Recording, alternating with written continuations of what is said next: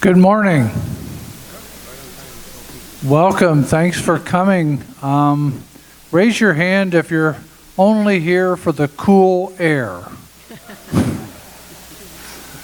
Well, it's hot outside. That's for doggone sure. Thank you all for coming this morning. We have actually two separate meetings. The first will be quite short. It is a corporate meeting. It's our annual corporate meeting, which is required by our articles of incorporation. And in that meeting, we'll have a review of our audit for 1922, or 2022, sorry, not 1922, but 2022. So to get started, if I could ask you to mute your cell phones, think about that, just to kind of keep that on. So I'll call this meeting to order. If you'd stand with me, we'll do a Pledge of Allegiance.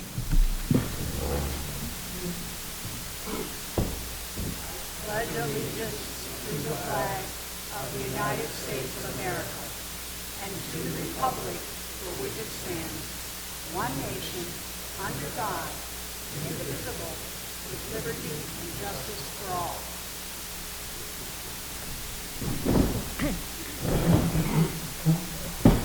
Let me start off by introducing myself. I'm Dan Leniger, president of the HOA2 board, and I'll go down the row here and let everybody say who they are and what they do. I am Mark Eckert. I'm the vice president of the HOA. Sean Kreiderman, director. Campbell Cheney, treasurer. Matt Cambick, assistant treasurer. Denise Lexell, director. Chuck Hill, secretary. Ray Kuhn, assistant general manager. Charlie Shawless, recording secretary. Thank you all for that. Okay, we're going to go right into it.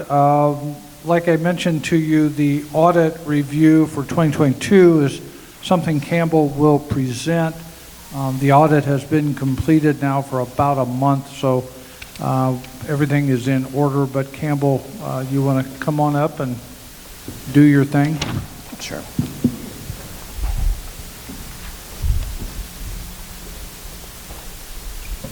Is my mic working? Can you guys hear me? Yep. Thanks, Dan. I'm going to present the 2022 audit. Next slide, Joey. When they look at our books, they render an opinion, and what you want to see is called an unqualified opinion. That means that there's no material misstatements or omissions in the following financial statements, which is, of course, what you want to see. Specifically, in the report, the official statement reads, financial statements present fairly in all material respects the financial statements to Saddlebrook Association number 2 as of December 31, 2022. So what we're going to see is already 6 months old. So this is from last year. Next slide, Joy. Now, looking at these numbers, a lot of numbers there, very official, and really I look at that as statements only an accountant can love.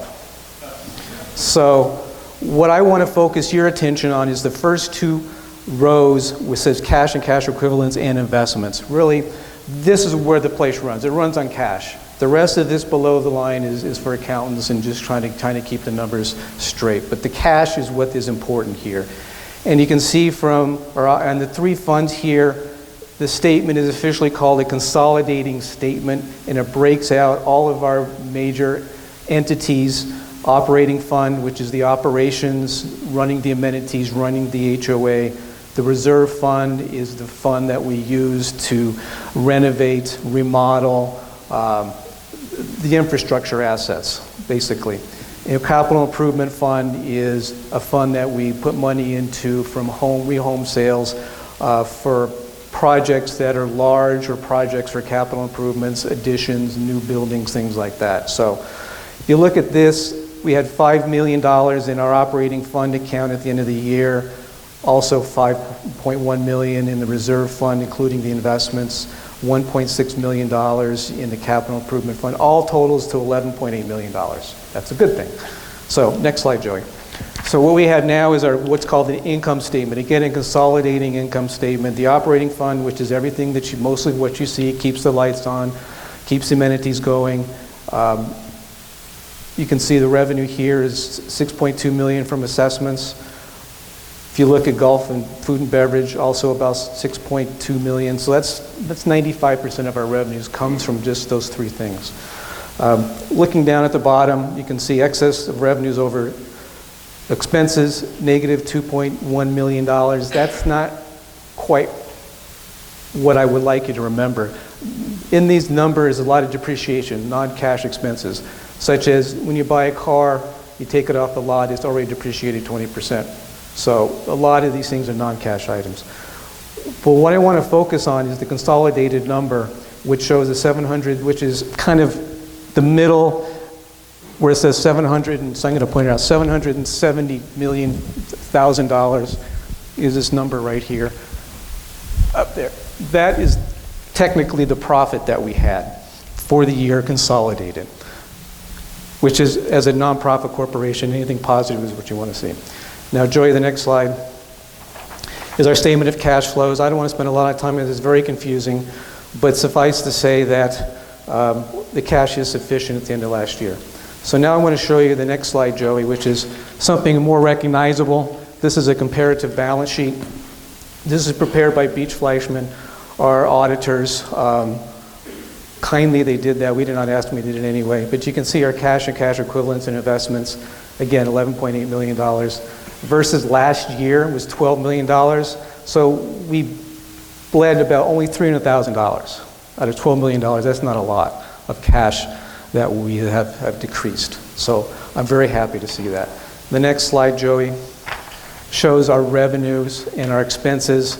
Again, something more recognizable. You can see the excess revenue over expenses profit, if you will, $770,000 versus $3.1 million last year. Well, last year we had a forgiveness of our COVID-related PPP loan. So that was very good. If you take out the $1.3 million, basically we made $771,000 versus $1.8 million. Not great, but I'll get to why we had a rough year in a couple minutes, even though we made $770,000. Next slide, Joey. Again, cash flow. This is consolidated. Shows us the differentials between our cash beginning of the year and end of the year. Now, next slide. This is where I want to spend kind of the meat of the presentation. This is what we usually go through on a monthly basis with the financials. 2022 results were significantly impacted by higher than budgeted inflation, nationwide supply shortages causing price spikes and wage compression. If you look at our operating net income, taking out depreciation, we had a $455,000 deficiency over revenues. That's a loss. Compared to a positive budget, we were looking for something in the neighborhood of $518,000. So that's a $973,000 negative differential. That was centered on the losses or subsidies we had in golf, food and beverage, roads, and some community dues. So next slide. So what happened? I should say what happened up there. Inflation. We have budgeted 2.2% overall inflation. Inflation in the western United States was 6.2%, and if you look at just Phoenix as a city, it was 9.5%. That's a big inflation rate for Arizona. Food and cost increases, we only budgeted 2%. It was actually 9.9%. That's how much we spent on food and beverage, or food costs. Utilities did better. Actually, we budgeted 2.5% inflation. We came in at 1.6%. That kind of surprised, but it was certainly a benefit. Overall wages, this is important. We budgeted 3% wage growth. We had 13.5% actual wage growth for 2022. Road and repairs, budgeted $250,000, came in at $460,000. Now, this is in the operating budget. This isn't repairing the roads, things like that. This is just in the operating budget. Looking at the golf, bottom line golf, we budgeted a subsidy of $468,000. It came in at $764,000. I'll get to some more of that in a minute. Restaurants budgeted $269,000 subsidy, came in at $471,000. Lifestyles, fitness lifestyle theaters, budgeted $168,000, came in at $131,000. It's actually better. Now getting into the next slide. This is the kind of what we usually see from Terry and his group for the revenue expenses, basic income statement from operations only. You can see the $455,000 subsidy versus the positive 518. You can see restaurants, $470,000 loss, golf, $764,000 loss. Next slide, Joey. So what I decided to do, looking at these numbers, and put them kind of in a historical perspective. Since we took possession, or the transition, took possession of the assets in the HOA in 2018, what you see is the historic performance of the golf enterprise. In 2018, we lost $294,000. I guess that's readable. And it kept growing and growing, and then during 2021 it fell, and then we had a real spike in 2022 to $764,000. So where did that come from? What golf course was really kind of bleeding the red ink? It's really the Preserve. The Preserve lost in 2022 $464,000 versus the Mountain View of $118,000. That's quite a difference.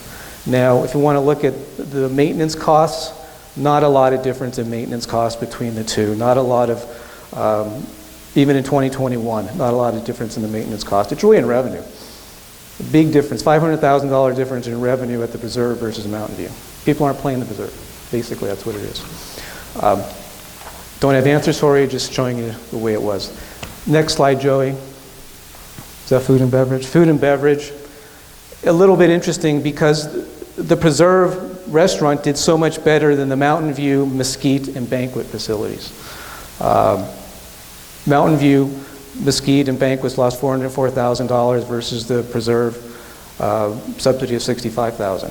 Again, you can see the historic averages there going back. Even since the transition, we're kind of at that $460,000, $470,000 subsidy range. Just a couple more slides, and I want to get into something what I found very interesting. This is our operating revenue. You can see 47% of our operating revenue comes from dues. Another 48% comes from restaurants and golf, and then that remaining $5 million come from our amenities and some miscellaneous. And then Joey, the expenses. Expenses broken up a little bit more. Golf, 29% of our expenses. The restaurants, 27%. General mission and administration 16, and the facilities and so on, common area 10. And then this is what we spent on our reserve. Now this is the reserve fund. This is to keep things maintained, rebuilt, renovated, remodeled, so forth. 34% or $1 million of the $3 million we spent was on roads. That's a big number. And the private roads, all up to us to keep them maintained. Then Mountain View was $966,000 or 32%. Property site, $500. Golf, $269,000. Did not spend a lot on golf. Mostly that's equipment. And then one last slide.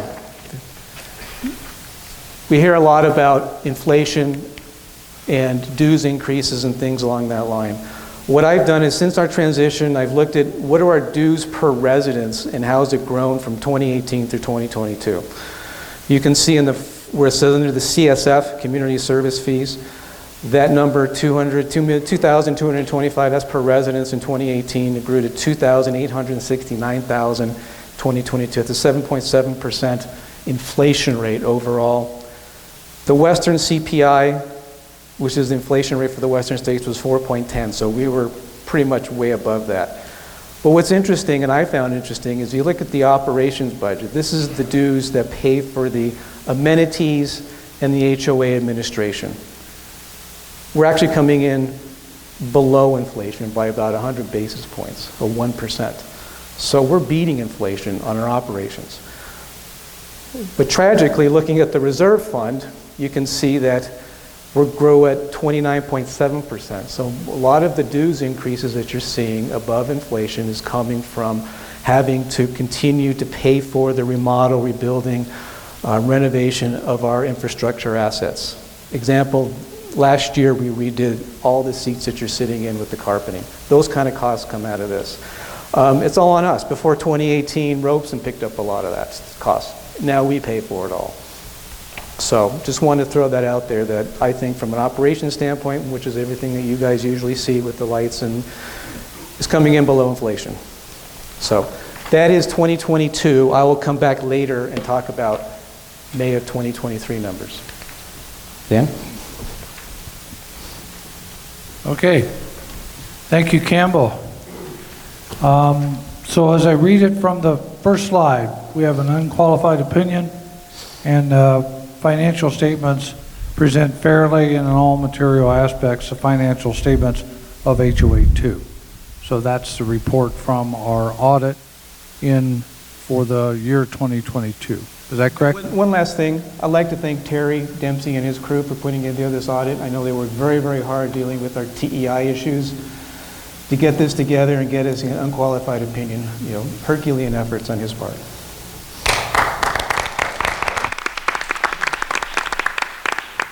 Thank you, Terry. Lots of hard work, and David Castro as well. Is there any questions for Campbell from the board? You guys have all looked at it. Any questions from the audience? Okay, this is online. If it isn't online this instant, it will be online today, I guarantee it. So you'll have a chance. This was also in the agenda material when it was sent out on Friday. So I know it's hard to read up on the screen, but there's a lot of capability to get to this presentation, and certainly the audit in total is online as well. So I really encourage everyone to take a few minutes and go online and look at this material. So anyway, all right, thank you very much. From an agenda perspective, I will call this meeting to a close and adjourn this meeting. At this moment in time, we will start another meeting. And this is the normal monthly June Board of Directors meeting for HOA2. So I'm going to call that meeting to order. The first agenda item is for us to approve the minutes from the May 31st, 2023 board meeting. So do I have a motion from someone to approve those minutes? So moved. Do I have a second? Second. All right, I got a motion from Matt, second from Sean to approve those minutes. Is there any comment from the board? Nope. Any comment from the residents, audience? All right. All in favor, say aye. Aye. All opposed? Motion carries. The minutes have been approved. They as well are online on the HOA2 website. Walter today is not here. His wife is having surgery, so it's an outpatient thing, so hopefully everything will go just fine. But he's not able to attend today. In his place is his very capable Ray Kuhn, who, as you all know, is the Assistant General Manager for HOA2. So I'm going to turn it over to Ray now to give us a little bit of an update from a General Manager's perspective. Thank you, Dan. And good morning to all of you. And thank you for being here. So I'm going to walk through and highlight some of our department accomplishments since our last meeting. In accounting, the 2024 business plans have been completed and are being reviewed by our accounting and financial committee. May 2023 financial statements have been completed, major accomplishment there. And CapEx requests from you and from the committees is due June 29th, so this Friday, I believe. From administration, along with marketing, admin digitized the Fair Housing Compliance Form and sent it to the homeowners to make it easier for them to fill out and submit it online. So look for that on the website. A bunch of dates for you to get on your calendar from fitness. The Rincon Fitness Room grand opening is going to be July 10th, 2 to 4 p.m. You may have noticed if you've passed by there that the cyclists are in that facility and using it on a weekly basis now. Pretty exciting. AquaCon 2023 has been confirmed for the first weekend of October. From Food and Beverage, you're not going to want to miss out on this. Beers, Brews, and Barbecue this Thursday, June 29th. Is that date correct? Thursday, June 29th, so I guess that's tomorrow. From Lifestyle, get your 4th of July tickets for the festival at Mountain View Bar and Grill. $32 per person, includes an entry drink and all-you-can-eat food and live music. America the Beautiful at Desert View on July 5th. Sing along with all your favorite patriotic songs, both old and new. $30 per person. Bundle and save. Bundle ticket for entry to both events is only $50 per person. Next, Red Cross Blood Drive is July 22nd at 7 a.m. in the Ballroom East. From Golf Operations, airification closure at Preserve is approaching. It's July 10th through the 29th. It will reopen July 30th. The range will be open except for a few days of maintenance during closure. Golf shop will remain open during the airification closure. Transition from invited club management to Troon management is finalized as of July 1. From IT, we are pursuing Northstar 6.5 version club management suite with a projected go live no later than September 1st. And that concludes the general manager's update. So wearing a couple of hats today, I'm going to now present a photo view of some of the projects that our facilities team and others have been working on. Okay, come on up. Let me just re-say what Campbell said about how appreciative we are for the work that Terry Dempsey and David Castro did to get this audit completed. We've told you about the problems we've had with our software system, TEI. You've probably experienced them personally, unfortunately. I hate to say that, but I'm sure you probably have. We signed a contract with Northstar recently, and as Ray just mentioned, the go-live date is now September 1. There's actually a lot of enthusiasm by the staff associated to this because of obviously moving away from TEI. But the fact is we're moving into a newest generation version of Northstar, which will have a lot of user-friendly attributes to this software.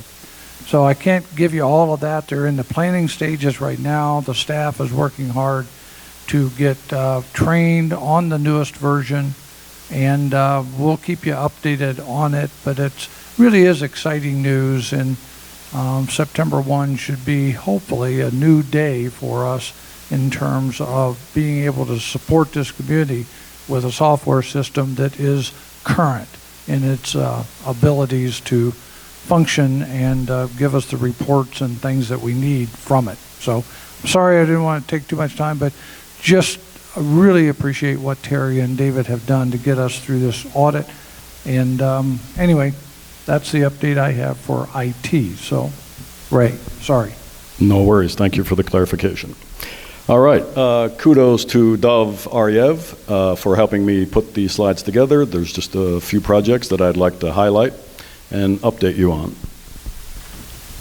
So, in our Mountain View kitchen, we have a pretty large dishwashing operation, which had some failures. Water got into the wall behind the dishwasher, and so that had to be removed. That's no easy feat, but we were able to accomplish in collaboration with, what's the name of the, Ecolab, thank you. With Ecolab, they came in and helped us remove the dishwasher. Our internal facilities team then repaired the wall, and then Ecolab put back the dishwasher. It is fully functional. There were some minor mold issues to deal with, but we got it accomplished mostly in-house.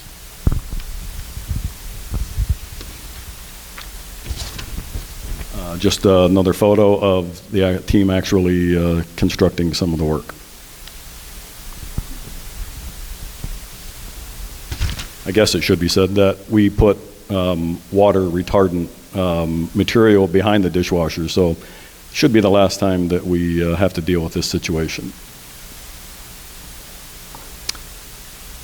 There we have the exhaust hood lifted, the dishwasher removed, and some of the work going on with the wallboard.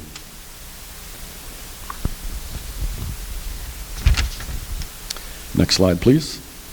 So we had a saguaro that we needed to remove for safety considerations up at the preserve inside the pool area. So we got that done late last week, I believe. Unfortunately, we weren't able to repurpose it somewhere else, so it had to be destroyed and hauled away. So that was a collaboration among the maintenance team and the common area maintenance team. Facilities maintenance team and common area.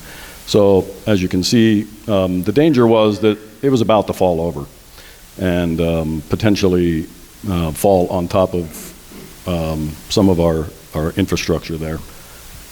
So it needed to go.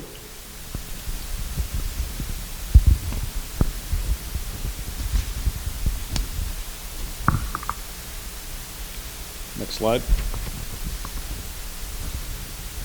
This is a photograph of our new Rincon Fitness Center and a photograph of the cycles that are now placed. And I think the cycling team is pretty excited about this facility. We're going to also get the table tennis group in there in mid-July. And as I mentioned before, there'll be a grand opening to be held July 10th from 2 to 4 p.m. I hope that you all will come by and have a look at our new facility. Finally, at the admin building, we installed key card readers.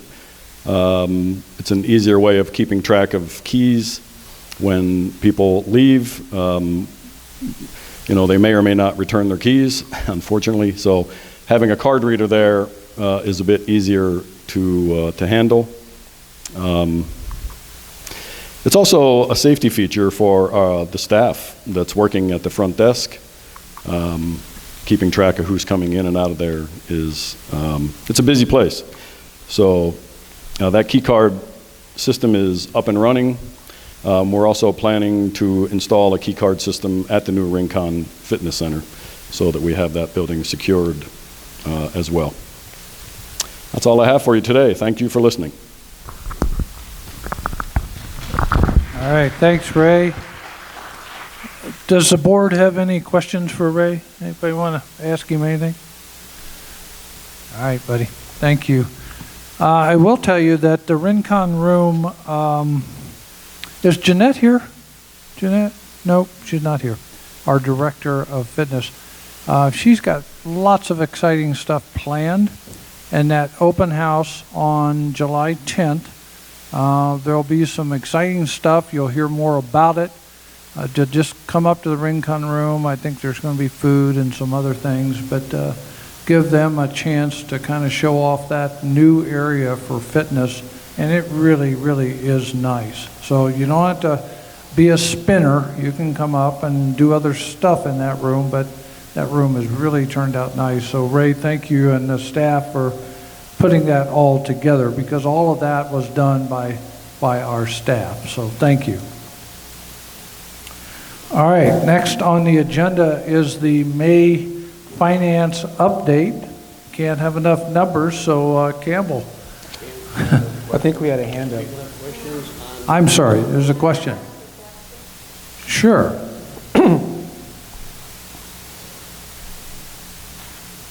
K. Tornay, Unit 35, Lot 77. I thought at one time the Rincon room was going to be able to be used by dance groups, and I don't see it mentioned, and I didn't hear anything about it. Yes, that is a fact. That's true. It will be used by dance groups. So sorry, I neglected to mention that. What on earth are they going to do with those big, heavy bikes? The bikes are going to stay where they are. Well, you can't dance there Well, with but that whole... there's plenty of other room for dancing on the hardwood floor. Where the bikes are located, that's a rubber floor, so you don't want to dance on there anyway. Really? Yeah. Okay. I should have looked better at the slide. Thanks for the question. Okay, Campbell, it's up to you. Thanks, Dan. Okay, Joey, next slide. This is something we kind of introduced this year, and I like it, so I'm keeping it going.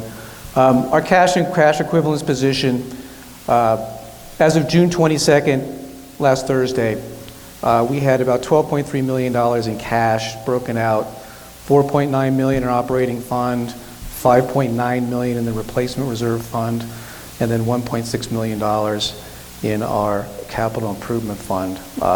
They're actually, balances are growing, so that's a good thing. So, of course, some of that is because the dues are starting to come in for the semi-annual dues, but still, our cash position is very, very strong. Next slide, Joey. This is our income statement for the operations for the month of May. Down near the bottom, where as you can see with the capital NET, that's net income, we actually made $3,000 compared to a budget subsidy of $102,000. So it was $105,000 positive differential. A couple of reasons for that, one of which is golf maintenance. Their cost was only $155,000 for the month versus $345,000 budgeted. It's a $190,000 differential because of wages and some delay in some fertilizer and sand usage for the courses. That will probably be starting to be made up as the preserve courses close for aeration and things progress throughout the year. So don't read a lot of positive news that things are doing great in golf just because of that 1 month. Food and beverage, about what you'd expect, $68,000 subsidy versus a $63,000 budget. Next slide, Joey. This is year to date, kind of the same thing you're seeing. The golf, we made it says we made $806,000 for the year to date through May. Again, a lot of timing differences, a lot of maintenance that has yet to be done throughout the year. That will probably close the gap to the $369,000 budget that we were looking for. Again, golf, $500,000 positive variance between the cost and maintenance between what we thought they'd be at this point in this year, $4.5 million cost. It's actually about $1 million. So again, I think some of that's going to be back-end loaded for costs. So I would not read too much into the positive relative to the budget. Next slide, Joy. This is a little interesting. This is kind of new. Thanks to Terry for putting this together. This is our cost of goods sold at the food and beverage. You can see combined cost of goods sold for food was 48.58% at the very top there, month to date, 42% year to date. I'm not a restaurant person, but I'm told that's very, very high. So our cost of goods sold is way out of where it should be. Looking at the banquets and the Mesquite and the Mountain View Bar and Grill, for the month to date, 43%, year to date, 38%, a little bit better, but still not great, I'm told. And the Preserve, 57% cost of goods sold for the month. I think that's relatively unacceptable. That's got to come down.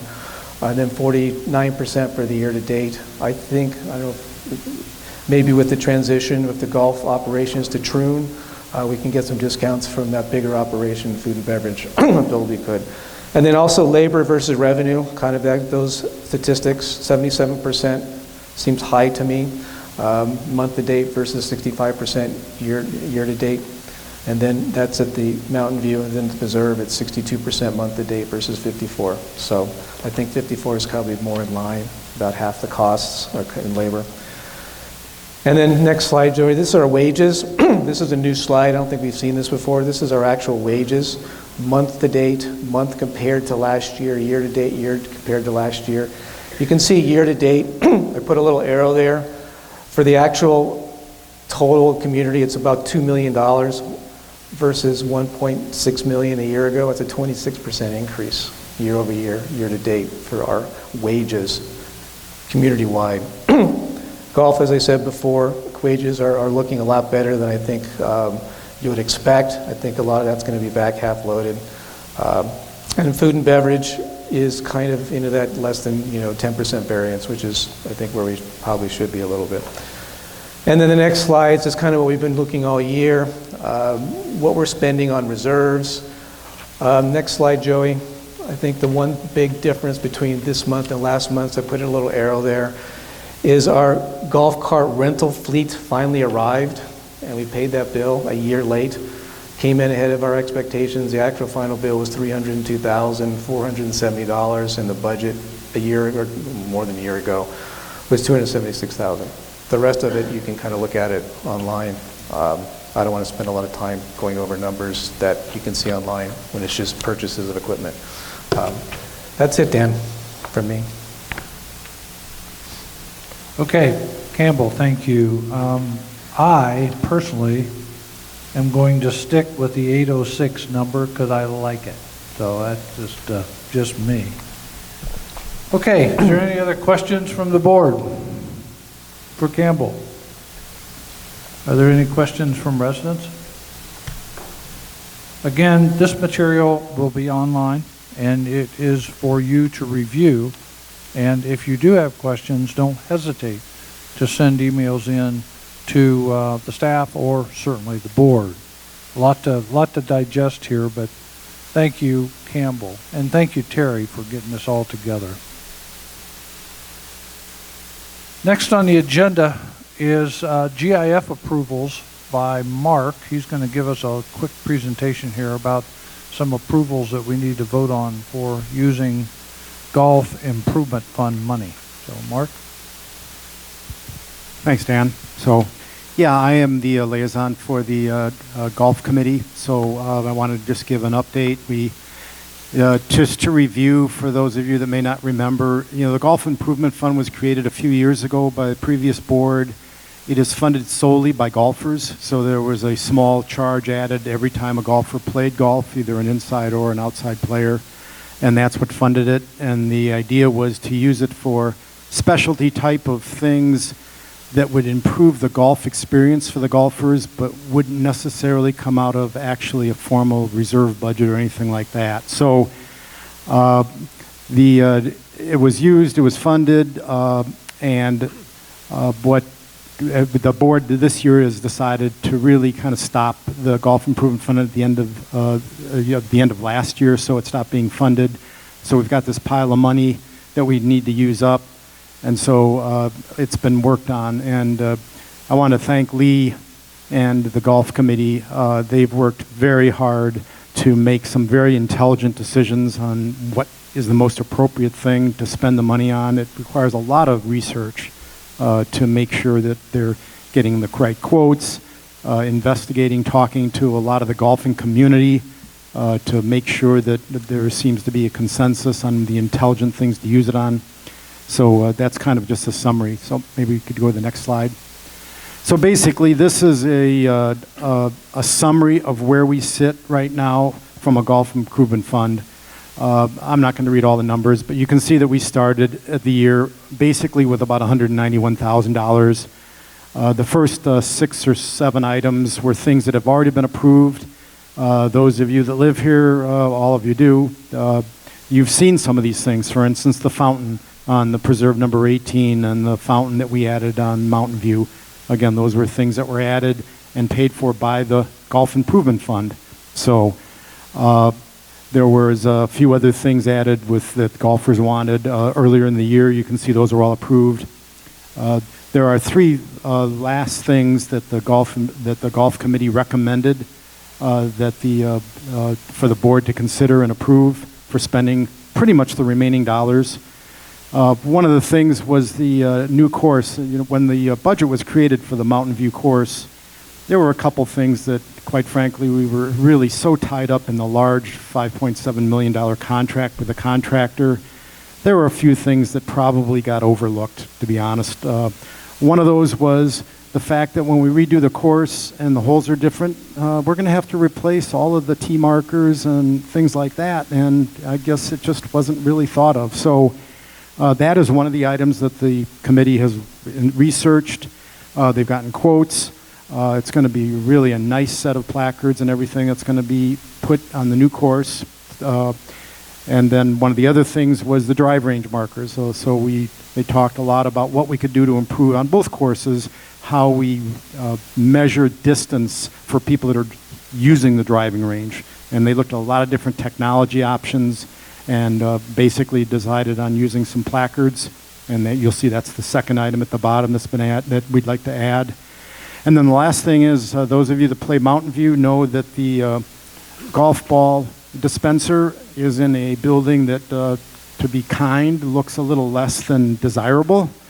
And so we thought if we're going to spend this kind of money on a new golf course, or at least a major renovation to get the golf course where it needs to be after 25 years of age, we really should probably do something to make that look a little bit better. And so that's the last item, is money that is being funded to basically add stucco to the outside of the building, make the building look a lot better, clean up the ground, and just really improve what that looks like as going towards our construction. So that's kind of a summary. As you can see, the remaining dollars that will be remaining is really only about $2,200. The golf committee has recommended that the board just have the flexibility to use that remaining money wherever we deem that it should be used, as related to either the Mountain View construction project or just any other thing related to golf that comes up between now and the end of the year. The goal is to really pretty much use that money up by the end of the year. So with that, I guess I would like to make a motion to the board that we go ahead and formally approve adding these last three items to be using most of the remaining golf improvement fund. And again, any of the $2,200 that's left would be used as we see fit to whatever's necessary. So I guess with that, we would need to have a motion, or the motion. Mark, you just did it. Do we need a second? Second. Matt Cambick has seconded the motion. Again, let's review the motion. I move that the last three items listed on the be approved for funding from the Golf Improvement Fund, and the remaining funds at the end of 2023 would be used towards the Mountain View construction project or other golf-related expenses. So that will take all the money out of the GIF fund by the end of 2023. I'll make the first comment if I can.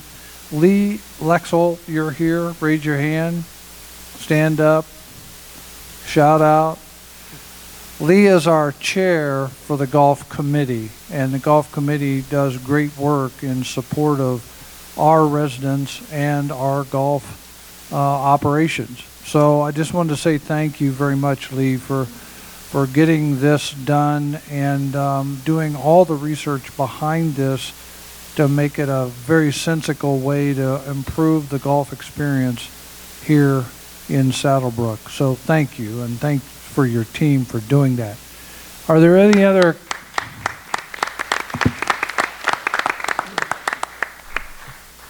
other questions from the board relative to this motion? Well, you guys are pretty sharp people. How about from the residents? Are there any questions relative to this motion from residents? Okay, hearing none. All in favor, say aye. Aye. All opposed? The motion carries. Thank you very much. And again, thanks, Lee, and your team.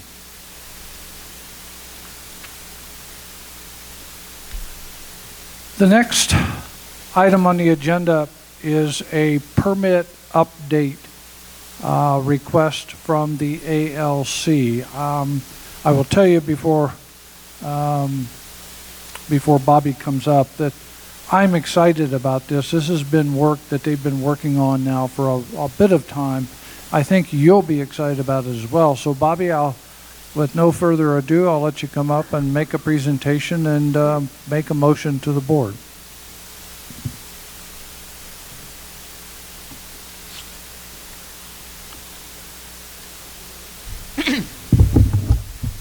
Okay, good morning, you all. I have to warn you, I made the mistake. Move your mic down, Bobby. Hello? There you go. Better? Yeah. Okay. Good morning. I have to tell you, I made the mistake before I came of watering my plants. And those nasty little bugs have found me. So if I'm a little twitchy, you'll understand why. But next slide, Joey, please. I'm here to talk about something the committee has been working on since December. I didn't think it would take this long, but it did. And the order I'm going to show you is what the current guidelines say, what we're proposing that the guidelines say, and after this I'll talk about some of the reasons why. Currently, when we issue permits, all permits are initially a 90-day permit, and if the work is not done, extensions are available, and they're charged at a fee. $25 for the first 30 days and $50 for each day afterwards. The new proposal is that we're dividing projects up into what we call 3 categories. Major projects, which are generally large construction. Pools, casitas, golf cart garages, additions to home. And in addition, we're putting our close of escrow initial landscape projects in a separate category, and then everything else we're terming a minor project. Okay. And what we want to do is we want to charge for our permit fees $30 for a major project, but that's going to give you a 6-month permit. And we want to charge keep the charge for the close of escrow landscapes at $15, and by our CC&Rs, those have to be initially 90 days. And for minor projects, the same as we have now, $15 and 90-day projects. All extensions are going to be $15 and you get 90 days. No $25, no $50. We've had people pay over $500 in extension fees. So if you would, the discussion here has been that we're finding and have found for at least a couple of years that the major projects and the close of escrow projects, the major projects and the close of escrow projects are not completing in 90 days. There are some that do, but the majority don't. So we talk to homeowners and ask their opinions about why this was happening, and we did benchmarking with other Robeson communities, not just HOA 1. We talked to 4 other ones here in Arizona. All of us are experiencing the same issues. Projects are delayed because of material shortage, worker shortage, weather, Robeson not completing homes on time, thereby delaying. People may have had a landscaper lined up, but they lose their place in line when the home is not finished, is finished 6 months past when it was supposed to be. Okay, and then we also have another issue, which is what we think, and this is just a supposition on our parts, that some contractors overbook. So they do a little work for you and a little work for 15 other people, and the project progresses slowly. The current extension fees were implemented in 2019, and the thought process was that by increasing the extension fees, projects would get done faster. Well, that hasn't worked out the way we thought. So we thought we would go back and review those guidelines and look at the benchmarks that we have from some of the other communities. And here's some examples that you can see up here. In 2021 and 2022, for projects that did not finish within 90 days, the range of extensions for casitas was from, not extensions, but the range of project duration was either from 4 to 7 months. For close of escrow full landscapings, it was from 4 to 9 months. For pools, 4 to 7 months. For golf cart garages, 4 to 7 months. And for additions, 4 to 6 months. And we're finding the same numbers when I talked with other Robeson communities. Now, some of the ones around Phoenix are seeing improvements. They're still not finishing within the timeline, but they're not as bad as they were. The ones that are not close to Phoenix, i.e. Quail Creek, Robeson Ranch here, and HOA 1, are not necessarily seeing some of those same improvements. Okay. If you go to the next slide, Joey, these are what we think are the benefits. We, the ALC, and you all, the homeowners, are going to spend less time futzing around with extensions if your project runs longer than 90 days. We aren't going to be out there dunning you saying, your project, your project's not done, you need an extension, you got to pay an additional fee. Okay, and we as the ALC don't have to spend time chasing projects as much. Overall, if your project runs more than 90 days, you're going to see a decrease in the cost from the ALC for completing that project. And we think you all, homeowners that get involved in these projects, are going to have improved satisfaction. Okay. And to close, Dan said I could make the motion, so I'm motioning, moving for the board, and I'm making a motion that they approve these updates to the ALC guidelines. All right. Thank you, Bobby. Well, you actually, I think the motion was, if I can suggest, that typically for rules and regs and ALC changes to guidelines or rules, we always have a time for homeowner comment. Yes. We don't just move straight into the approval process. We always send it out. So I think your motion actually was to allow us a 21-day comment period on this suggested rule Yes, change. correct. Okay, great. Thank you, Bobby. Thank you. Thank you. Thank you for the presentation, by the way. Very good.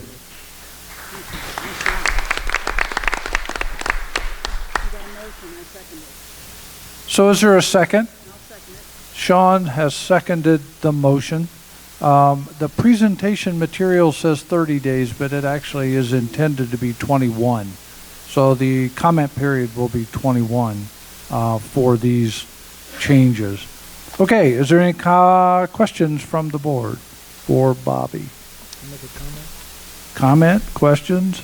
Yeah, Bobby, I want to thank you and your team for tackling this one. I know this has been an issue of some concern for some time, so thank you for bringing it to this resolution. Any other comments or questions? Anything from the residents? Wow. Okay, cool. You guys, I'm thinking you're saving it up for something. I don't know. Again, to echo Matt's comments, Bobby, thank you for doing this. This is really an improvement in the permitting process, especially for the larger issues that homeowners encounter. So thank you. Thanks for doing this. Okay, we got a motion. All in favor, say aye. Aye. All opposed? Motion carries. Thank you. On the agenda, moving forward, is Sean Kreiderman with a rules and regulation guideline update. So, Sean? Thank you, Dan. I'm taller than Bobby, but I'm not going to use that. I'm going to use my lavalier mic. You'll notice when you look at the slides, they look real similar to Bobby's because she did the PowerPoint presentation for me.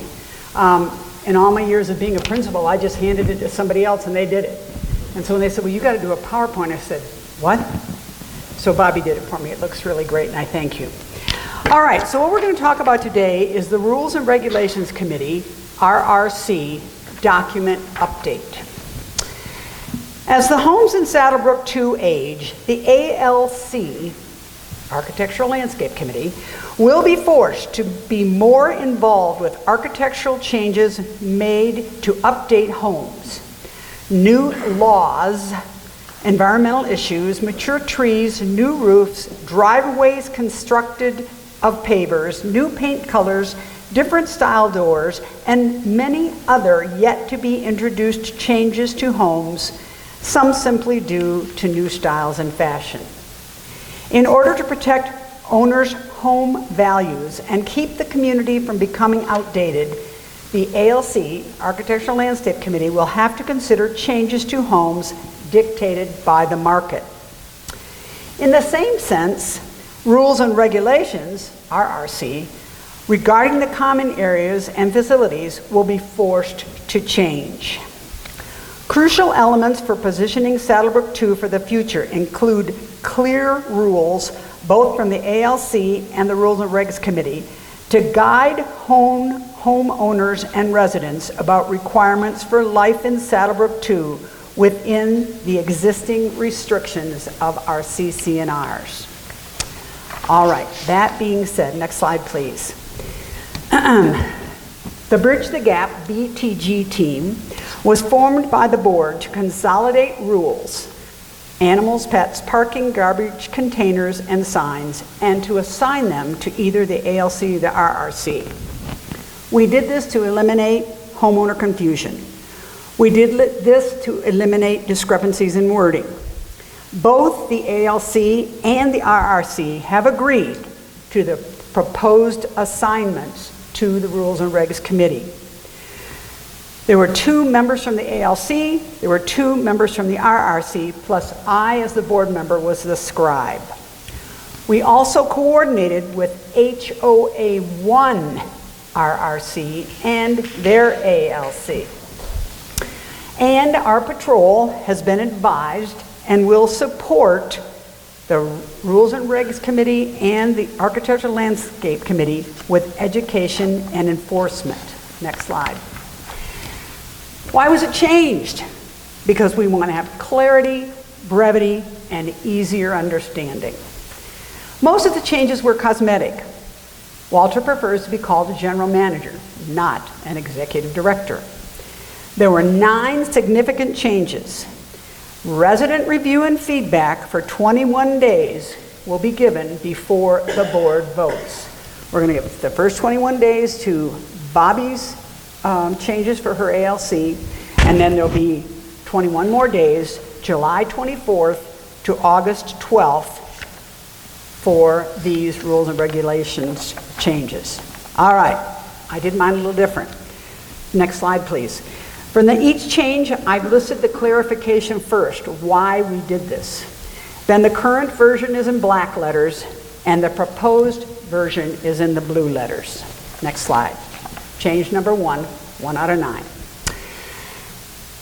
Article 2, Section 2.03, qualified renter. Why did we do this? Because the law changed. The Arizona revised statute said you must change this, so we need to conform to it. That's the law. It deletes the requirement of a copy of the lease, and actually this is what our HOA2 administrative staff has been doing. Next slide. You can read all this, what it actually says right now, A, B, C, D, E. Our proposed change, the next slide, is, again, same thing that's in the Arizona statute, Arizona revised statute. We have no choice. We have to change it. So it's on items A through G. A, B, and C are on the first page. D through G are on the second page. You can go through, you can look at it. It's the law. We have to change it. Change number 2, parking. Why did we feel a need for this change? We needed to include in the CC&Rs rules for parking of various vehicles include the CC&Rs rules for parking of various vehicles. We needed to put it in the RRC, and we needed to promote awareness of Saddlebrook HOA2 parking rules.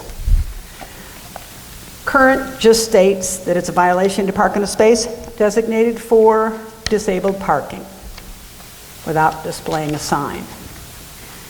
The proposed, which is C, is in accordance with the Arizona Revised Statute. It is a violation to park in a space designated for disabled parking without displaying disabled parking identification.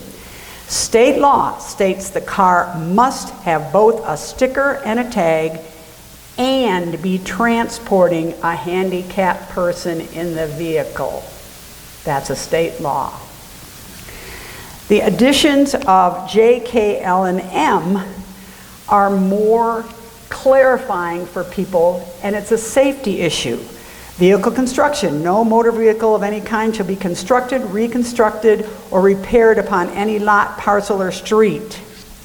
Inoperable vehicles can't be out on the street. Garage parking. Whatever you do in your garage is your own business. The parking of motor vehicles in any condition is allowed in your garage. Other parking areas. The parking of motor vehicles is allowed in other parking areas in Saddlebrook 2, so long as the vehicle is in good operating condition and appearance and is not under repair. Those we would all like to add to the parking section. Change number 3. Animals. The reason for the change, again, referencing the Arizona Revised Statute and the Federal Americans with Disability Act, and to give clarity for our residents and guests. There's been some confusion. Right now it just states, next slide please, only service animals will be allowed. We propose that we go with the Arizona Revised Statute. Service animals are permitted in all facilities and common areas. Service animals are defined by the American with Disabilities Act as dogs that are individually trained to do work or perform tasks for people with disabilities. Comfort animals are not allowed. That is from the state statute. Number 4. So you see the current and the proposed. All right. Change number 4, pets. Clarification for change. The rules for pets were all over the place. Some was in the RRC, some was in the ALC. Should the ALC really be worried about pets? So we did some pet rules and regulations are now in one section and easier for owners and guests to understand. We really didn't rewrite anything, we just moved it to make it easier. So the current says pet restriction including but not limited to noise, blah, blah, blah. And we want to change it to 11 different points so people will understand how to keep their pets safe and keep their neighbors happy. A pet is an animal or bird generally recognized as a house or yard pet. Pet restrictions, according to the Pinal County Ordinance, no animal or bird shall be allowed to make unreasonable amount of noise. Pet care control must go according to the Pinal County Ordinance. Pets are not allowed in any of the buildings or on the restaurant patios. Pet owners must remove and dispose of any solid waste deposited by his or her pet on a common area or private area. Common area. Golf course. Maybe. Residents may walk their leashed pets on sidewalks, walking past accessible common areas and streets. Next slide, please. Pets are not allowed on the Mountain View Golf Course at any time. Could be changed. 9, commercial kennels, boarding pets. 10, pets may not be permanently kept or maintained outside. I hope not in this heat. And barking dogs. Complaining owners are encouraged to follow the Pinal County requirements, and it tells you what to do if the problem persists. The complaining homeowner must follow the Pinal County Animal Ordinance. Those are all the changes we'd like to see in Article 10 about pets. Article 5, is it Article 5? Section 10, it's about garbage.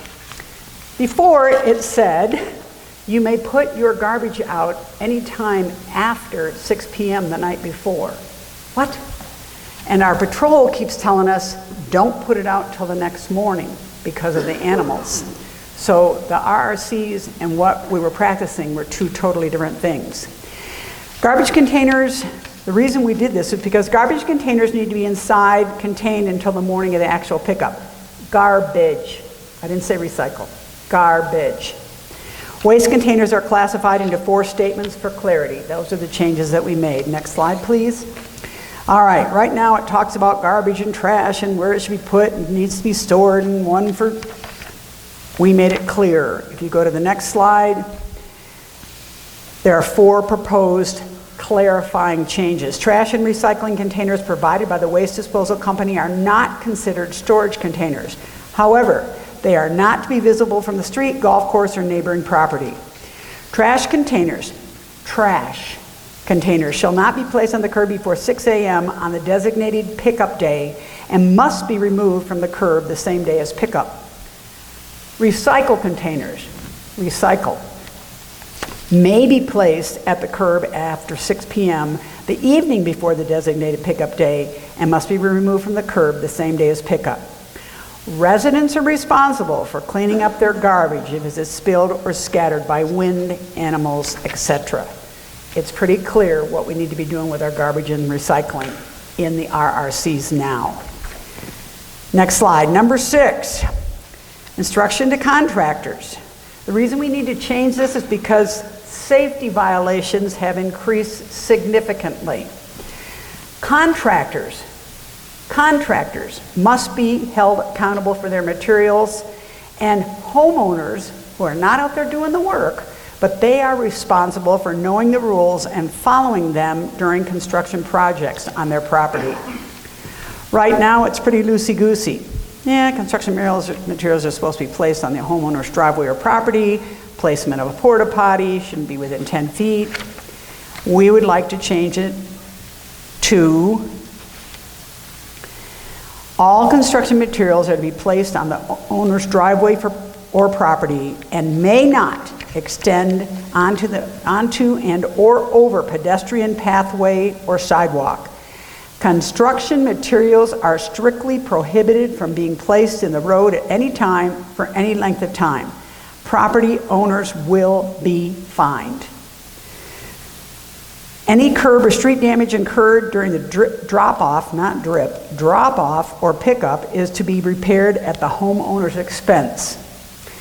Placement of commercial portable toilets, the correct name instead of porta potty, shall not be within 10 feet of any street, roadway, or neighboring property. Again, we did this for everybody's safety and for clarity. Section 11. This is about signs. Do we call it signs? Do we call it permanent signs? Do we call it transitory signs? Do we call it temporary signs? It's signs. The reason we did it is to avoid duplications. The rules for signs were in the ALC, Architectural Landscape Committee guidelines, and they were in the rules and regs guidelines. We have now put them all under RRC. It's consistent with HOA 1. And there are 3 new types of signs which we're going to talk about. Pet waste signs, traffic hazard warning signs and markers, and event and unit signs. Pet waste signs. Homeowners would like people who are walking their pets, dogs, not to use their yard as a pet toilet. So they've put up little signs. We're asking that the signs be made tasteful, made of aluminum or wrought iron, and no larger than 6 inches by 12 inches in their front yards. Traffic hazard warning signs. This has become a real problem. Hazard markers, including highway cones, barrier crossing tape, or wooden barricades may be utilized during homeowner construction projects while those projects are underway to protect property and ensure safety. After completion of the projects, the markers must be immediately removed from the protected locations. And signs are now for unit and approved community events. The RRC will allow them. We didn't have the word unit in there before, so we put that word in. Also, construction contractor signs are prohibited from being placed on any lot. We would like to change this to construction contractor signs may be erected in yards for the duration of the project. Signs should be removed within 5 days of job completion. This is according to the Arizona Revised Statutes, and the ROC with the license number of the contractor must be placed in a conspicuous place on the premises where the work is being performed. And second to last, number 8, schedule of fines, sanctions, and penalties. The clarification is the requirement to file a rental agreement was removed because of the very first one we did according to the Arizona revised statutes. So it talks about failure to file a rental agreement. It's a moot point because it's not part of it anymore. So we want to eliminate section F. And change number 9. The clarification change, it came from the ALC guidelines. We took out all the fees that were being asked if you wanted to have something copied or copies made or a transparency or a laminate up at the HOA2 admin office. We thought it was ludicrous to have the costs in there because that will change from day to day. And we also added that a $200 citation and fine will be assessed to the homeowner for each day materials are placed on the street. The fine will be issued by patrol as a citation. Last slide. So, I, Sean Kreiderman, as the scribe for the Bridge the Gap BTG, move that the board approves sending out the modifications for a 21-day community review and comment. All right. Is there a second on that motion? Second. Mark seconds it. Thank you, Sean. You're welcome. There's a lot of stuff. Okay, having a chance to think through this just a minute. Is there any questions that the board has for Sean on this motion? Wow, you guys are... Folks, it was kind of like, turn me back on, Joey. I'd love to be on speaker. Folks, it was kind of like, and this is, we worked really hard. Where's my good friend Ray? There he is right down there. My new best friend, Adam's Rib. Okay, you've reached Ray. Why aren't you picking up the phone, Ray? I got a million questions for you. Anyway, we worked really hard along with Bobby and the two guys, John Sahiskian and Dick Schrader and Dan Mullen and Bruce Shapey. We worked really hard to try to go through all this. It's kind of like taking, as I would like to explain it, it's kind of like taking when I was principal and I had a student handbook and I had to change it the next year and I had to change it the next year to make it current with what was going on in the school building and what rules had come down from the superintendent and the state. So this needs to be done. As I said to somebody, it's a document etched in Jell-O. It's not in cement. The rules are in cement, and after you comment and this gets passed, this will be the rules. But it's fluid. It's a fluid document. So if there's something else you'd like to have changed, I suggest you send it to Ray. But this is what we're changing and asking for change now. It'll be voted upon at the August board meeting after you have a chance to have comments, and then we'll have a new one typed up with all the changes, and it'll be out for everyone to know what's going on. Thank you. Okay, there you have it. Just want to say this one more time. Each of these motions are about a 21-day comment period.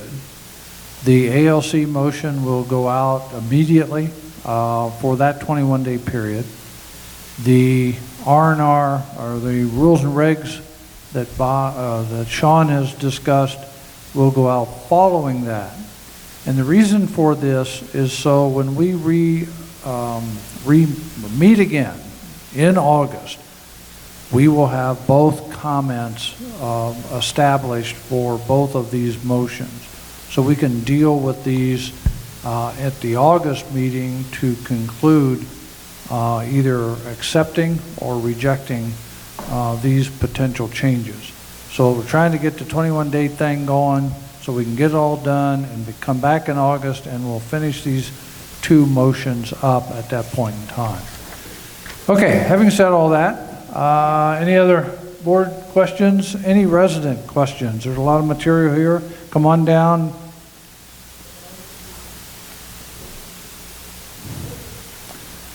The rule of the road is name, unit, lot number. Hi, my name is Linda Oberski. I live in Unit 43 in the Preserve, Lot 22. My question addresses the section of your changes there. And I understand the comments about not using cones and stuff and how irritating it can be and unpleasant to look at cones. But there's a lot of concern in a lot of areas where a neighbor's doing construction and their crews are turning around in the next door neighbor's driveway. And it also applies to delivery trucks. The Hertz truck delivered something to my house and pulled right up into my driveway, and my husband goes ballistic to have tire prints on, his gravel driveway or stone driveway. But it happens all the time. They don't go down and use the cul-de-sac to turn around. And this applies to contractors as well that are working 2 doors up, but they don't want to go down to the cul-de-sac or they don't want to go to another cross street and turn. How do we address that one? I think that it's best if maybe you just write that in as a comment so we have a chance to digest that information. Okay. I don't know that we're in a position to debate something at this point in time. I'm not trying to turn you off from asking the question by any stretch. I just wanted to lift the point up. But it would give us a chance, if you are willing, to send that as a comment, to really think about that as it relates to that. Because those comments will be reviewed not just by the board, but by these 2 committees. Right. So they'll see the comments and they'll maybe want to make an adjustment, which is why the comment period is there. So I'm sorry, I'm not trying to... No problem. Okay. I appreciate it very much. Thank you for your time. Thank you very much. Sandra Cavender, Unit 36, Lot 13.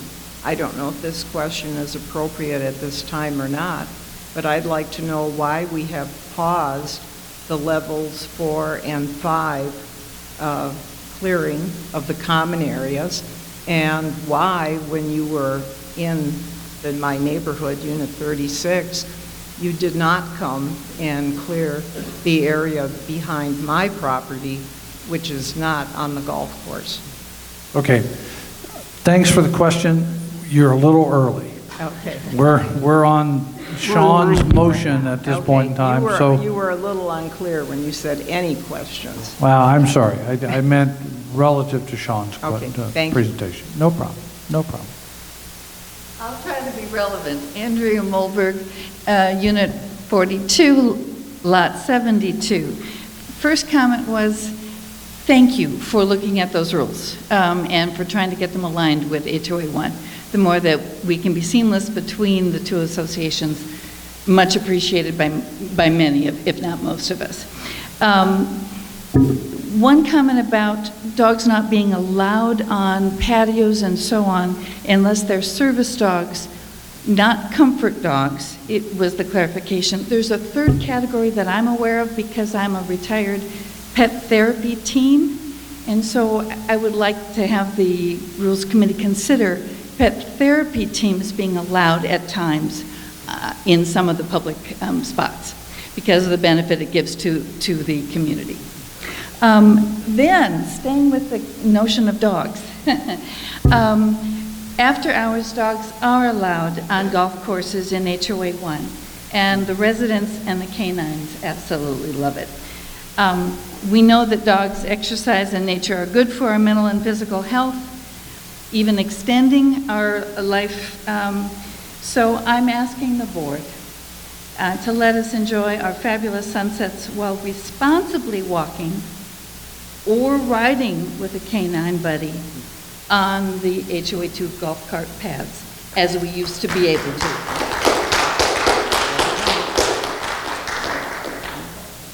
This is done in HOA 1. It used to be done in HOA 2. We would like it to be done again. Permitting dogs after hours gives us benefits. A safe, open space for exercise. Not all of us live where sidewalks are readily available. And so we can't just walk out our doors. Some of us are non-golfers. In fact, 60% of us or so are non-golfers.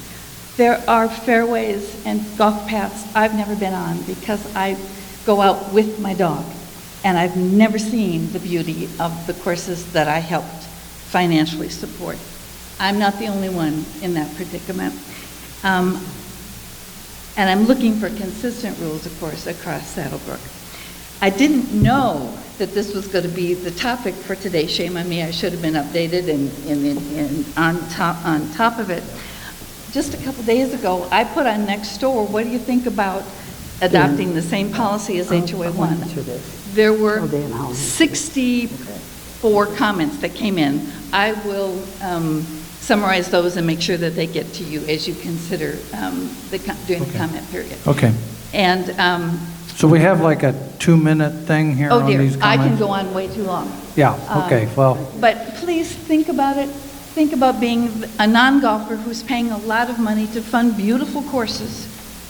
But think about how we might be able to enjoy the courses. all right. I'm not asking you for more money, I'm just asking you for permission. Thank you for the comments. Okay, never mind then. Okay. Hi, Dave Burgess, 46, Lot 5. Kind of the same comment as the previous speaker, but a little more limited. I don't see any issue in having dogs ride in a golf cart on the golf course. Any issue of damage to the course, I don't think applies. I don't understand that. So I hope the board considers it. I think there's two sides to it, in the golf cart and then maybe walking or running around. But that's all. Thank you. Thanks for coming down. Obviously, this question is not a new question. It's been around for a while. But again, if you would be willing to write your comments, those comments will be reviewed by not just the board, but also the ALC and the Rules and Regs Committee. And then when we meet in August, I can't tell you exactly what will happen at that point in time, but at that moment in time, we'll probably bring this back up and talk about it again. So, does that make sense? Anybody else have a question or a comment? Okay. Any more for the board? You got a motion? Nope. Okay, for this motion, and let me go back to the motion, which is to put Sean's recommendations and the recommendations of the Bridge the Gap group out for comment, for a 21-day comment. All in favor, say aye. Aye. All opposed, motion carries. Thank you, Sean. You're welcome. For a lot of work that went into that.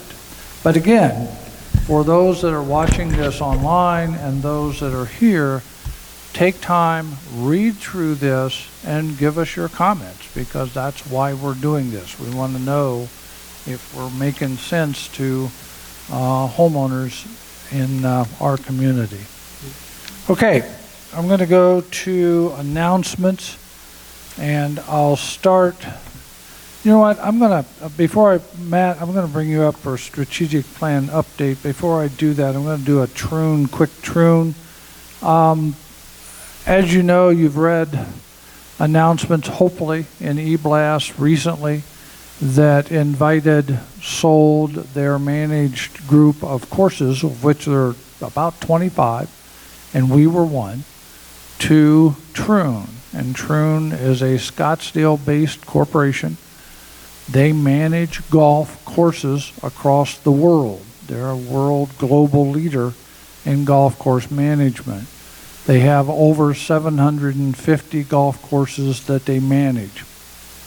Well, we're now part of Troon as part of our contract. We have a 3-year contract that now transfers to Troon for the balance of that contract.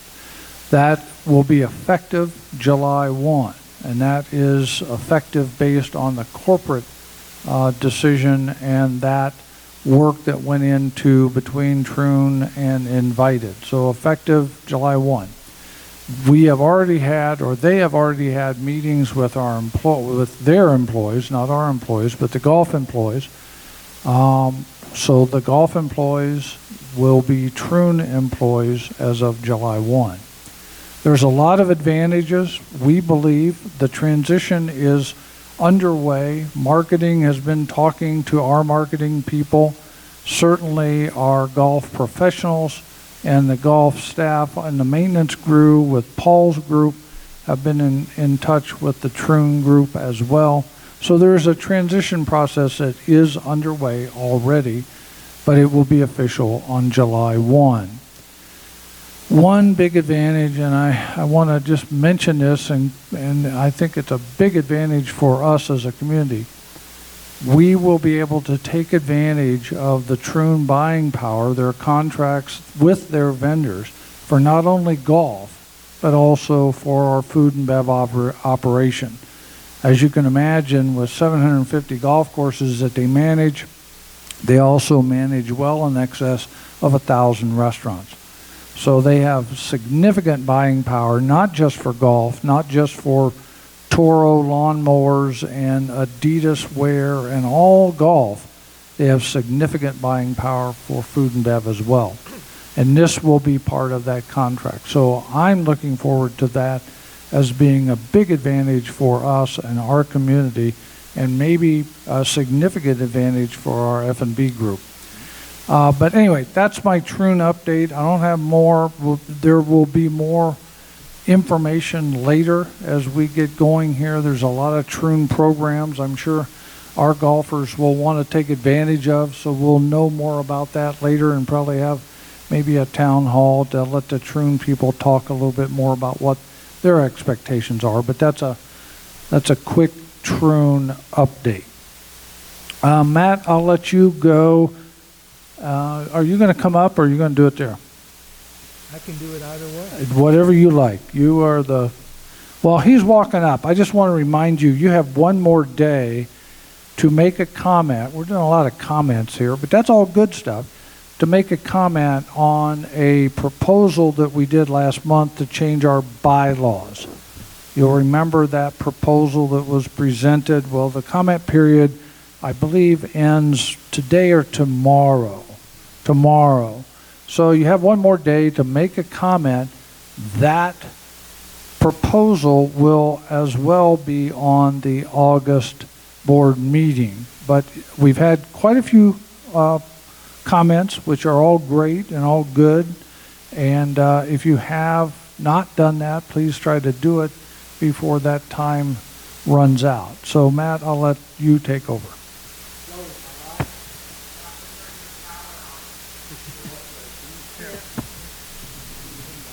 Well, I get yelled at. My wife's back there. She yells.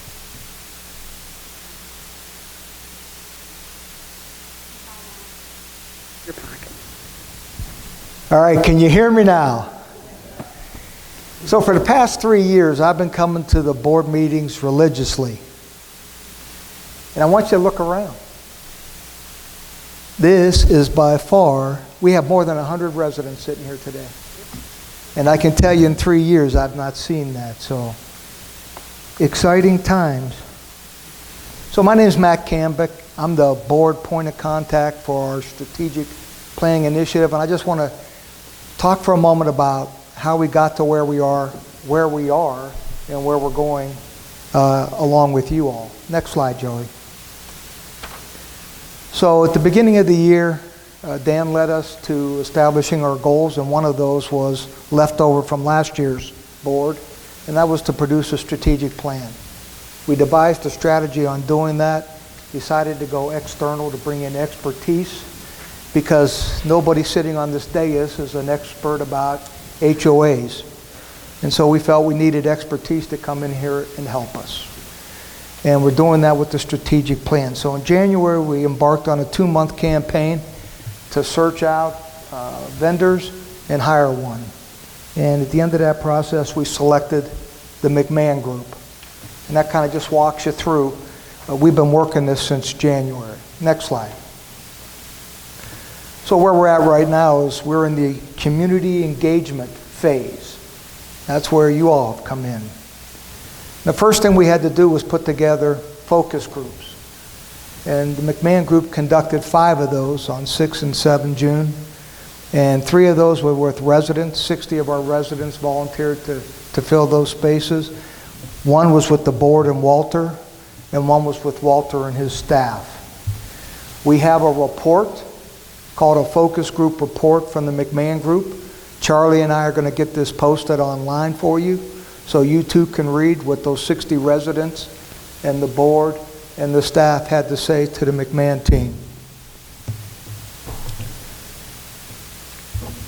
With that report, we also got the draft survey. We got these documents last week.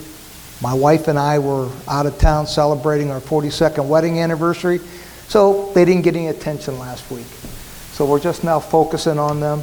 And the board has the draft survey, and we're busy doing our research. So we can do the final edits, get those back to the McMahon Group. And I promised those back to the McMahon Group by 7 July, because we're going to have the survey in your hands by the 17th of July. You're going to get a survey, and everybody in the house gets to fill it out. It's not one per house, it's both of you. If there are two in the house, get to fill it out. You're going to have it for 2 weeks. That's what we do in the Army when we want you to pay attention. We stomp on the floor. You're going to have a 2-week window to complete that survey. So somewhere between the 17th of July and the end of the month, I would greatly appreciate if you and that person next to you would fill out those surveys, because this is your opportunity to tell us what you want from this community, because the strategic plan, the data that's going to support that strategic plan is coming from you all. So we need you. You're a vital part, and you know how this goes. The typical survey gets filled out by 40% of the residents. If you really care about the long-term future of your community and your home values, I need you to dig in, and I need you to help us by getting those filled out and encouraging all those people that you're in a social circle with, and I know they're vast and many here. We need everybody's help.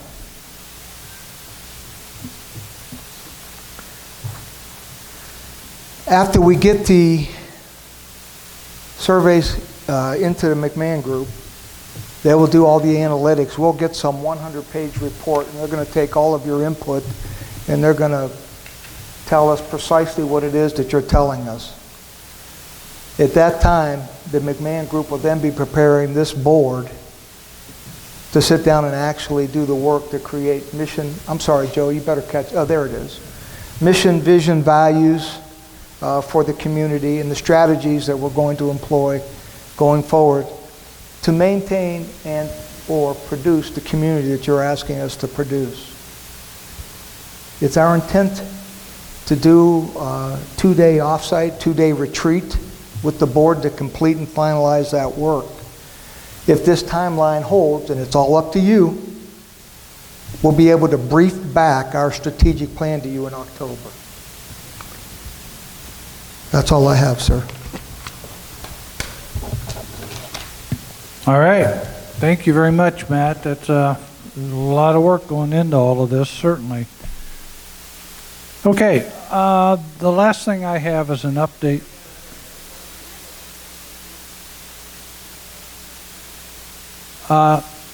We're really not, I think we're in update mode. The questions probably should be held after the adjournment.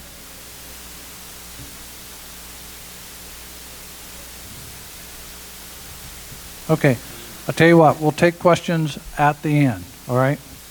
We'll take all the questions at the end. So you can come down and ask a question. We can interact with you just like you would do right now. Okay, the last update I'm going to give you is relative to a variety of communications we've been sending out on cleaning up level 4 and level 5. Last week, there was an announcement that we would be holding a town hall, and we will, about this activity. Then, not too long ago, we sent out, I think a couple days ago, Walter sent out a note that we're going to pause this work at this point in time to try and reevaluate. But let me just, I pinned a couple of things. I want to make sure you understand this project and this work started years ago. Multiple boards ago were involved in a task force which worked very, very hard to come up with a common area maintenance plan. And that task force then was able to help the prior boards to this board get to this point with how are we going to do this? What are we going to do? What is our commitment to cleaning up the areas around our community from a vegetation perspective?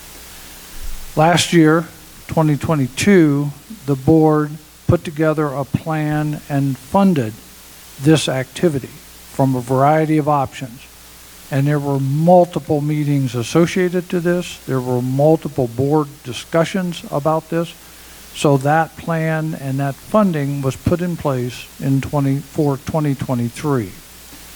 We now are in the action mode of that work from the funding side in 2022 and going back multiple years from the work that residents put in to the actual common area maintenance plan that was approved by the residents with multiple comments associated to it. So we're in kind of action mode. So the board, I just want to reaffirm to you and to those listening that the board is committed to cleaning up our level 4 and 5 areas. We are committed to that. Staff has taken a pause that work to evaluate progress and review methodology. They are involved with subject matter experts right now. When staff is ready to review this topic, we will call a town hall to hear the presentations that they will make and get resident input. In the meantime, the mechanical equipment may be used to test locations to verify assumptions. But the basic pause is in effect until we have the town hall. I can't tell you when that's going to be. That's up to staff. When they're ready, they'll tell us. We'll give you good advance warning. And we hope people will come and show up and make comments and listen to what their presentation is all about. So that's kind of the update. That's why we are where we are.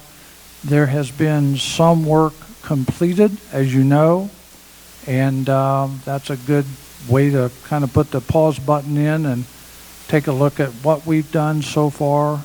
Staff is doing that and enlisting others to help in that process.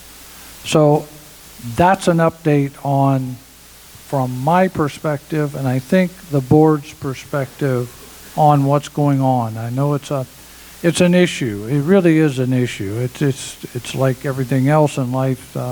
Everyone has a different opinion about this, but I think the commonality for the board is we want to get this cleaned up. So somehow we're going to figure this out and we're going to get it cleaned up and move forward. And I think homeowners will appreciate that. I think home values will reflect it, and it's important for this board to do that. So anyway, that's my comments. Does anybody else on the board have anything before we adjourn? Okay, I'm going to adjourn this meeting. Thank you very much. And we will open now up for resident comments. You have 2 minutes to make comments, and any topic that you like is fine. Just give us your name and your lot number and your unit number, and we'll hear your comments. So anyway, who's first?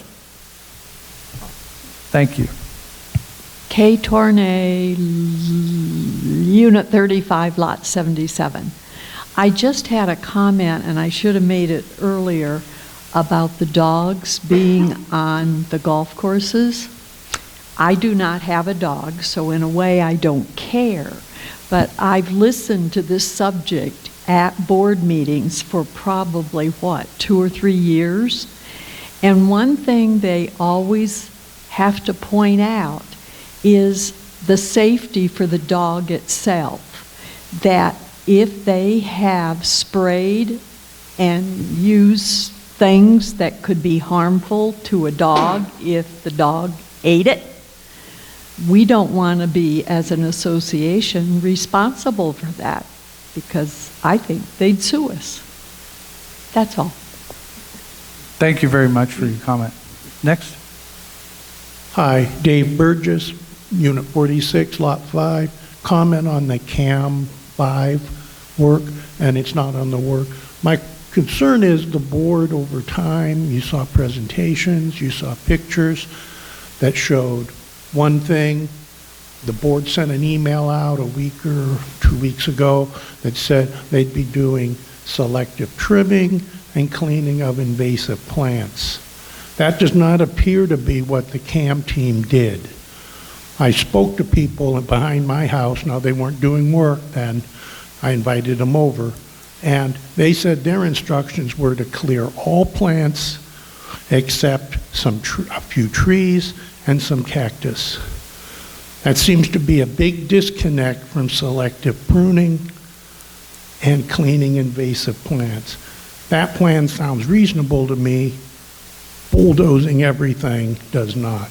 And I think it's important that the board, I don't know if the board approved this change or it just happened somewhere down the pipeline, but it kind of, to me, erodes trust in the board or the management that on such a big, important change that impacts our landscape and our wildlife for many years, if not forever. I don't think that was the right thing to happen. That's my comment. All right. Hey, thank you very much for your comment. I appreciate it. Yes, Jennifer Citron, Unit 31, Lot 8. First of all, I am not opposed to cleaning up Level 4 and Level 5. I have read all of the historical material and went back and reviewed the original PowerPoint and so on. I want to commend Walter and the board for pausing now, and I think it's very responsible to take a look at how it looks now with the machine, how it's been implemented, any changes that might need to be made, and consulting with experts. So thank you for that. I would like to suggest that the area across from the Mountain View driving range practice area near 1 and, is that 2? 1 and 2? Yeah. Visible. Pole 1 and 2. Yeah, visible from the street. Maybe instead of letting vegetation grow back there, I think it's attractive for the community if it could be a gravel area and made to be open kind of all the time right there, that people driving in can see, and it would see the beautiful course, and I think that you might consider that. I also wanted to mention and I'm eager to see at the town hall what they have to say, having reviewed. I also just wanted to mention on the strategic planning, I'd like to have you consider reinstating a strategic planning committee that, once the plan is in place, could be charged with monitoring the action items and working with the staff and the board to make sure that action items are implemented as they are in the strategic plan. Thank you. You're welcome, and thank you for the comments.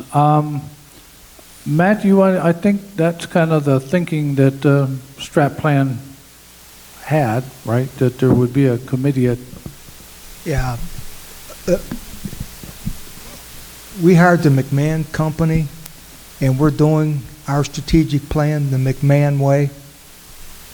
There's more to follow behind the strategic plan, but there's obviously going to be opportunities for a committee to help the board and the staff with our strategic thoughts going forward relative to the strategic plan, a long-range funding plan, and some other work that we have to do. Great comment. Thank you.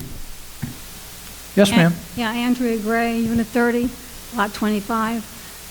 If you're concerned about having as many people respond to the strategic plan questionnaire, why did you choose the 2 weeks in July when, number one, the golf course is closed, everybody is going away on vacation just to get away. People are no longer here. The people who are not permanent residents are gone. That's a disaster. You want 40%, you'll get 20%. Why is there such a rush? Why can't you wait until September or October? That's your comment?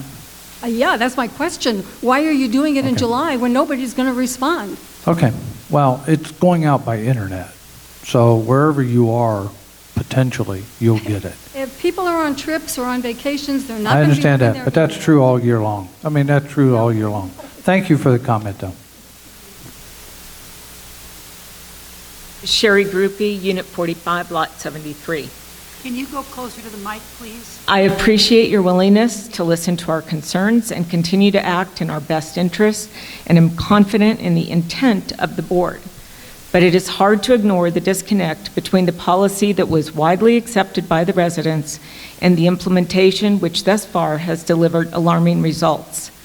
Several of us were told by CAM staff that everything living, including all trees within 8 feet of our walls, would be removed, and in level 5, all bushes and plants would be removed except selectively chosen cacti and some trees.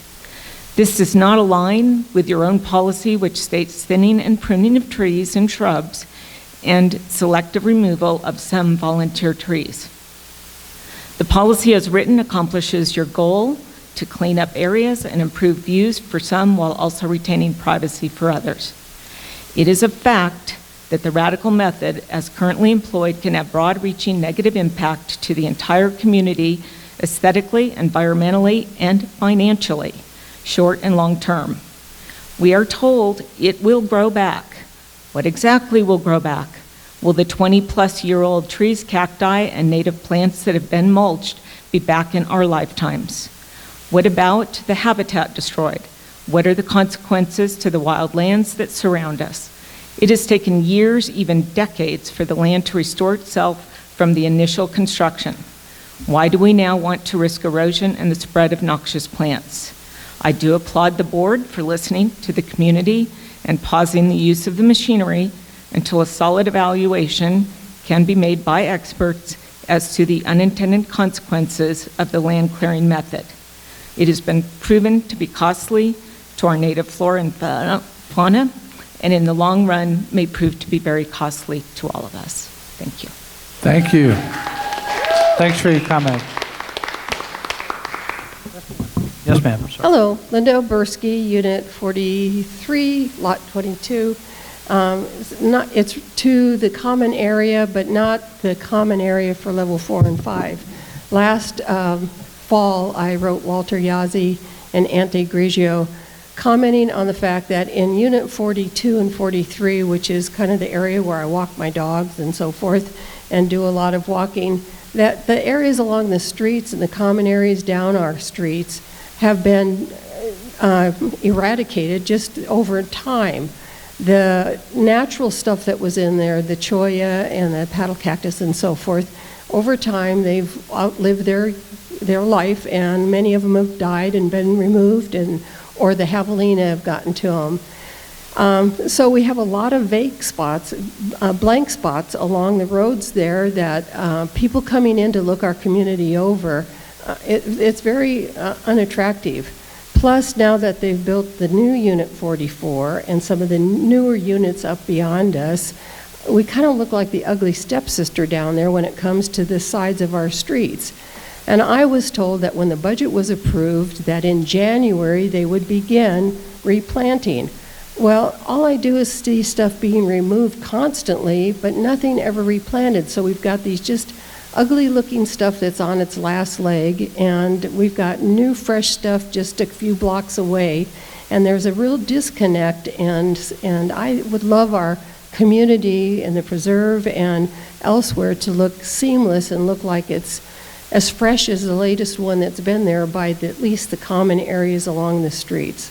So that's my comment. I would like to see some fresh, new common-like plants put in and have our streets look refreshing. Thank you. Can you, before you leave, can you tell me the street again? I apologize. Well, I live on Desert Sky Lane, and Desert Sky Lane all the way up to Ventana has been slowly stripped, and Desert Sky Lane down my cul-de-sac. If you go along Ocotillo from Cactus down to Mount Lemon Drive, at least that common area where that one vacant lot is, that's practically empty now. And if you go up Cactus, I mean, just the streets around 42 and 43, you know, they keep taking out the dead stuff and the stuff that's died, but nothing new ever goes in. And I was Good. told that Okay. would happen. No, thank you. Thanks for the comments. Yes, ma'am.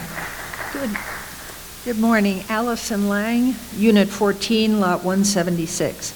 I am in agreement that work is needed, but the current common area maintenance policy is not being implemented as written. As a result, lasting damage is being done to areas that may never recover. That belief is echoed by experts on desert soils and plants. There is a real risk that buffalo grass and/or other noxious plants will gain a greater foothold in the bladed areas. In addition, the removal of trees and the improper pruning of others is a poor decision when you consider factors like allowing more sun to reach the ground. Sun fosters the germination of the seed bank, which has been disturbed and is waiting for suitable conditions. The arrival of those conditions is imminent. Mature cacti, other valuable native plants were destroyed. Statements like "it will grow back" miss the point. What will it be? Invasives and pioneer desert species. Invasive plants love freshly disturbed soil. In addition, there is a real risk of erosion and contamination of riparian areas. It would be interesting to note that as we speak, there's a big fire burning up by Huachuca Military Base, started by a mower blade striking a stone. And when I walk through these areas, there are a lot of stones, some broken. And unfortunately, if we blade these areas, grass will come back first, very possibly invasive grass. And if you continue to do it on a regular basis, we will become a grassland. And nobody wants a grassland fire, I assure you.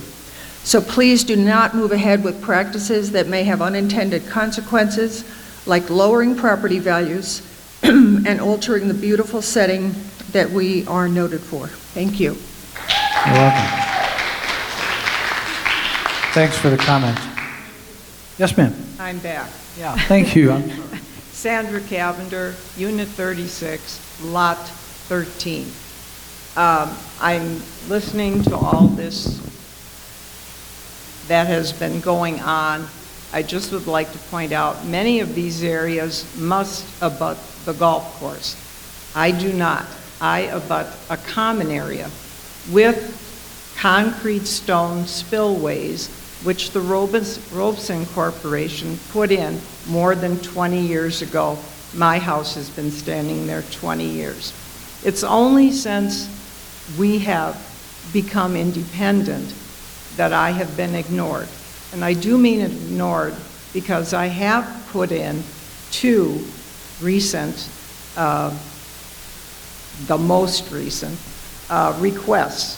I have ponding in this concrete spillway, which has now been covered with silt. I would welcome any machine coming and clearing that out, because once again this summer, I will have mosquitoes back there. I will have weeds up to my waist, which go above my concrete wall. So I'm looking forward to this town hall so that we can look at what actually levels 4 and 5 will be. I feel I am getting level 0.5. Thank you for listening. I understand. Can I just ask you a quick question? I want to make sure. You said you were Unit 36, Lot 13.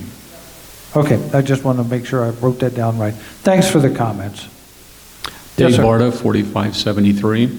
I'm seeing a lot of destruction in person and in photos of native plants, cacti, and trees instead of selective trimming and pruning as stated in the governing policies.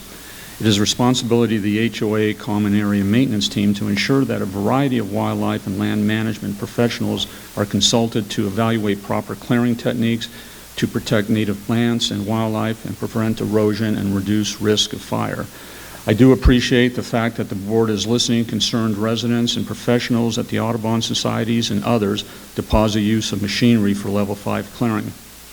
I also look forward to hearing about the adjusted plan that achieves the goals of the maintenance policies while also respecting and protecting our environment. Thank you. Thanks for your comments. Yes, sir. Yes, sir. I'm Ed Brogan, Unit 25, Lot 30. And I'm speaking on the common area policy, too. I was reviewing the unit level 4 and level 5 policy, and I love it. It's written really well. But it, again, what's being executed has been so far from it.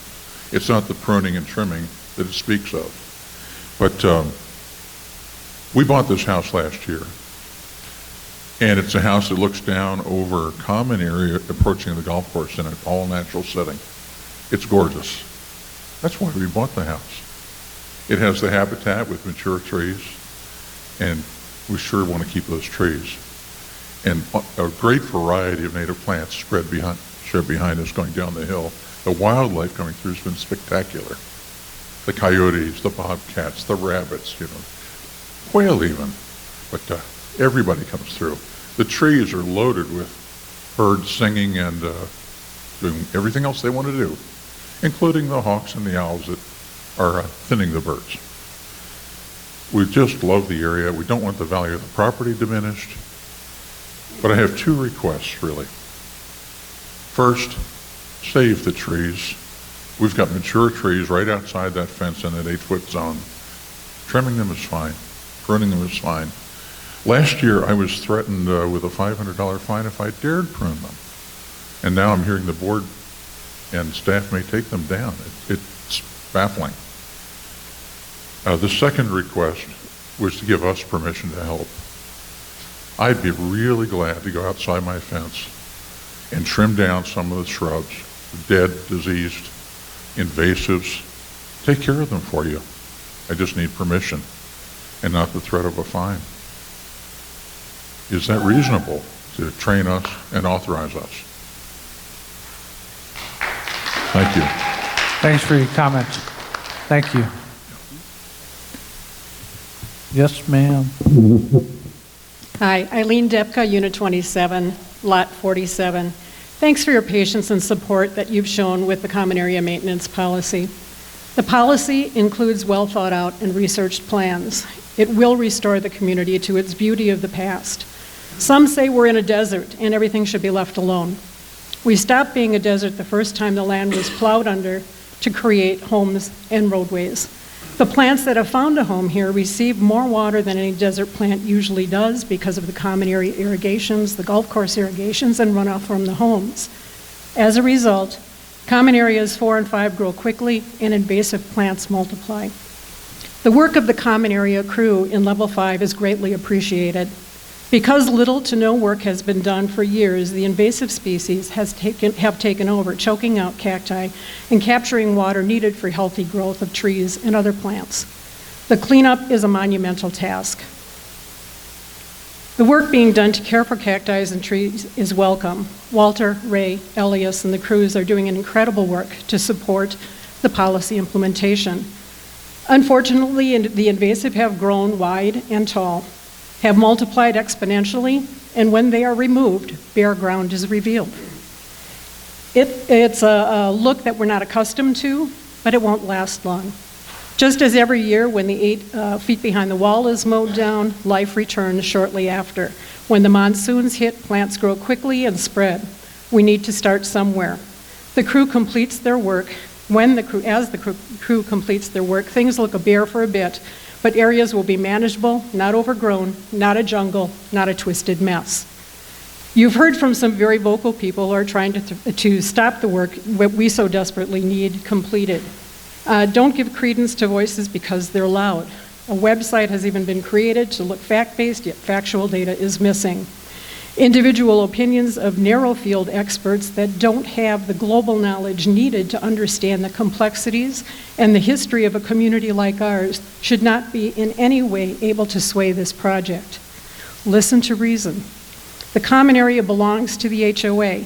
Let's make sure we have identified protected desert plants and safeguard them as the crews move forward. But at the same time, let's get control of the noxious and invasive species that have consumed much of level 5, and this part is the eyesore to our community. Yesterday morning, I did a shout out to Nextdoor and asked to send an email to me, asked residents to send an email to me or to the board if they support the work currently being done in the common area. I received emails of support, emails from many who said they would contact the board directly, and several posts on Nextdoor that were very positive. I have the emails of support with me here to give you today. In just over 24 hours, 121 voices have expressed support and want the work continued. Please imagine all 121 of those people here today. Standing with you, I know. Yeah, sorry. Please listen to our voices. Many have included stories of how happy they are as a result of the work completed behind our homes. Others have talked about the thousands of dollars they have spent with licensed contractors only to see everything quickly grow back. Many have stories that they'd like to see, they would like you to see. Some just say we support you.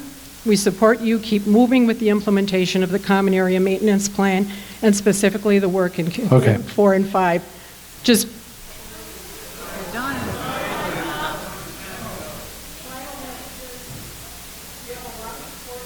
to continue the good work, listen to the voices of reason, honor the policy that was so well researched and took over a year to develop. Thank you for your time. All right, thanks. Thank you, Eileen. Can I give you the... Yes, sir. Charlie Clark, Unit 36, Lot 50, and I'm aware of the pitch clock. I want to thank the board for implementing the Level 4, Level 5 work. I think it obviously was long overdue. However, the implementation, and I appreciate the pause, thanks to Walter and Ray and the rest of the staff, because there have been some things done that I'm sure in review won't continue. It is important to get that area clear from a fire safety standpoint. I was a firefighter years ago. I don't want to do that again, especially in my backyard. So I appreciate the work that's being done. The crew that's been out working has been very cooperative. We asked them to save some of the cactus behind our home, which they did willingly. And I do have a concern about the clear-cut, bare earth policy. I'm not an expert in that area, but I appreciate the pause so we can take a look at what we really do need to be doing. The one concern I have, and it's a fact, I went out and taped it off this morning. I understand the 8 feet. That's always been maintained very well behind our home. I understand the next 30 feet, if I'm correct with the number, is level 5. Our back has been cleared to a total of 53 feet. So that's 45 feet instead of the 30. Just an issue that needs to be addressed, and guidance. I have implemented policies when I've run operations, and I understand the implementation is the key to success, and I appreciate the board's support in that regard. Thank you for your comments. Thank you. Yes, sir. Yes, my name is Art Kopsak, Unit 29, Lot 26. Several comments. First of all, I was on the committee task force that wrote the initial plan that you all approved. Regarding levels 4 and 5, there was no intention of, and when we wrote that plan, of clear cutting. I'm glad there's a stoppage to evaluate that so that we can move forward as it was originally designed. Earlier, the comment was made about sedimentation in a spillway. Under level 3, the spillways and all swales within the community were to be cleared before monsoon and then cleared again after monsoon. That has not taken place at all. I'm not blaming necessarily in compliance with the plan, but since 2016, some of the swales no longer exist because it's all dirt. That needs to be done, and that is level 3. And a comment was made earlier about the view of holes 1 and 2 from Mountain View Boulevard. The plan called for that to be under level 1 so that it was visible from the boulevard, as well as on the opposite side where the cart path is from the pro shop over to existing hole number 1. It goes by the green of 18. That was supposed to be maintained as a level 1 as well. So those are my comments. Thank you. Art, thank you, Art. Appreciate your comments. Yes, sir. Dave Field, Unit 27, Lot 1. I'm right behind 11 Green. A couple of years ago, I took it on myself to clean it up, and I got fined, but it was amazing. There was a boulder in there about this tall that you couldn't see. There's one of the decorative, I guess, waterways that go down. Couldn't see it. I mean, when I cleaned it up, at least you could see it. Opposition to trimming trees, that's, I mean, I've also has a tree out there that by now I can't see the green. So they need trimmed. And I appreciate that you started it. It's been a long haul getting it done, and I was very disappointed that it stopped. Thank you. Thank you for your comments. Thank you. I'm going to ask that you think about various ways that we might meet common goals. I think we're trying to retain beauty and wildlife, and we're also trying to contain costs. I think individual homeowners might be very willing to help you and getting us more involved so we stop complaining and we all accomplish the keeping the fire risk at bay might be something to do. So please be creative and inventive in trying to find ways to meet as many needs as possible. All right, thank you. Any other comments? Yes. Yes, my name is Jerry Hack. I'm in Unit 36, Lot 18. I want to commend you on what you've done in the back of my house. I think it was a nice job. I think it works. The weeds get out of control. And for the people that want desert, the first time Robeson leveled that lot, it wasn't desert. It became a soil that was available for other species to move into. We've had weeds as high as my waist, right up against our wall. And for the people that want the homeowners to do it, I think all you got to do is walk down the golf course path and see what happens when homeowners do it. Everybody's doing it, and they're going to do it if you don't do it. And everybody does it different. So yeah, I think you need to figure it out, and hopefully we can come together on this. Thank you. You're welcome. Thank you very much for your comments. Any other comments? Oop, there we go. Yes, ma'am. I'm Kathy Kaufman, Unit 28, Lot 95. I met with Ray and Walter a couple of weeks ago. I'm in favor of level 5, but I'm not in favor of just bulldozing everything down. And when we talked to Ray and Walter, Ray's comment was, yes, rabbits will suffer. So if the rabbits suffer, so will the quail, so will all the other animals in the food chain. There has to be a gentle, kinder way of doing level 5. Thank you. All right, thank you. Any other comments? Obviously, this is a big deal, big issue, big deal. From a board perspective, we are committed to cleaning up these areas, but we're also committed to making sure we do it in a efficient as we possibly can manner. There's a lot of cost associated to each one of these types of solutions. And we have to analyze that, and that will be part of the work that the staff will do prior to our town hall. So I just want to tell you there's a lot of pieces that go here, and we'll try to do the best job we can, and I know the staff will, so we'll look forward to having more information at that point in time. So anyway, everybody's got their comments on, board done. I'll officially adjourn this. Thank you all for coming. That's a pretty photo. You have photos like that as well?